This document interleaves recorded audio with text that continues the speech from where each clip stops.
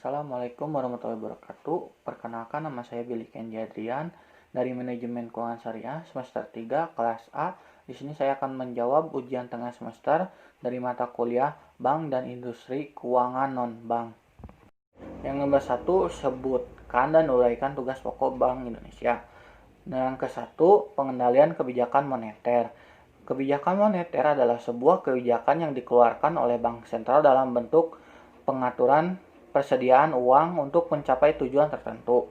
Kebijakan moneter dapat melibatkan menggeser standar bunga pinjaman, margin requirement, kapitalisasi untuk bank, atau bahkan bertindak sebagai peminjam usaha terakhir atau melalui persetujuan negosiasi dengan pemerintahan lain. Yang kedua, pengelolaan nilai tukar dan cadangan devisa. Yang ketiga, agen fiskal. Yang keempat, sebagai lender of last resort. Yang kelima, mengawasi dan mengatur perbankan. Yang keenam, mengelola sistem pembayaran. Yang terakhir, mengelola dan memelihara mata uang.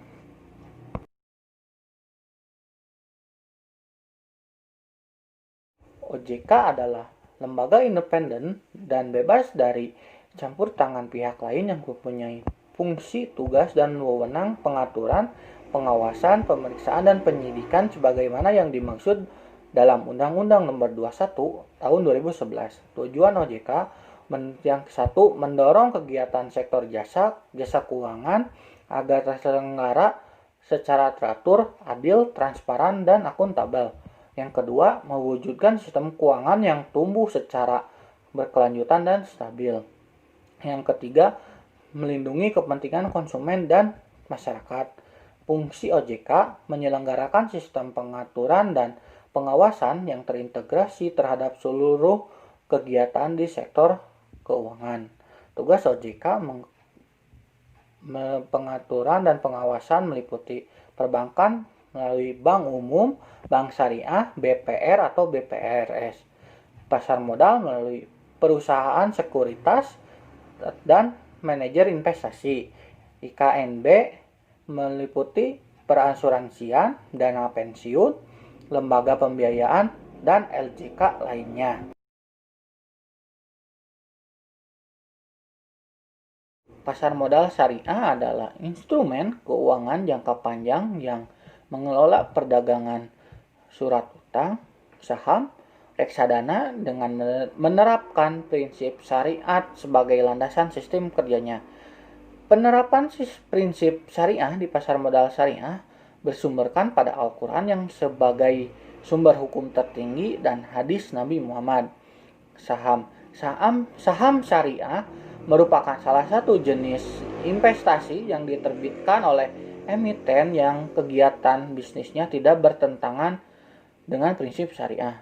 Contoh bisnis yang bertentangan dengan prinsip syariah meliputi bisnis minuman keras, 2 makanan haram, 3 riba, dan yang terakhir perjudian. Sukuk. Obligasi syariah atau sukuk merupakan surat berharga atau efek berupa penyertaan modal yang diterbitkan oleh penerbit suku yang dilakukan sesuai prinsip syariah.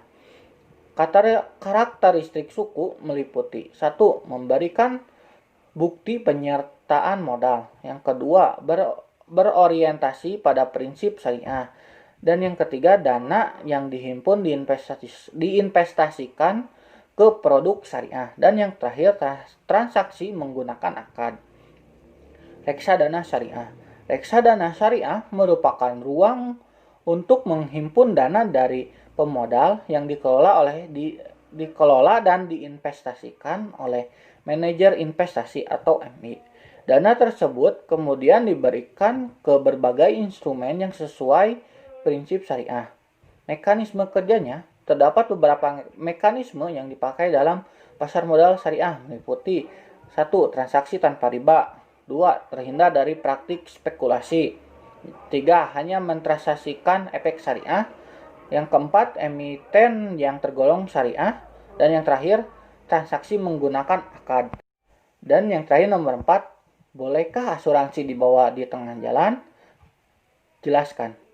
Menurut Dewan Syariah Nasional, pengertian asuransi syariah adalah sebuah usaha untuk saling melindungi dan tolong-menolong di antara sejumlah orang atau pihak melalui investasi dalam bentuk aset yang memberikan pola pengembalian untuk menghadapi resiko tertentu melalui akad atau perikatan sesuai syariah Islam.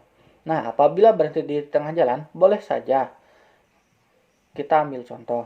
Apabila seseorang membayar asuransi selama 1 tahun dan di saat pertengahan bulan tidak bisa membayar, maka orang tersebut bisa mengklaim kepada pihak asuransi tersebut.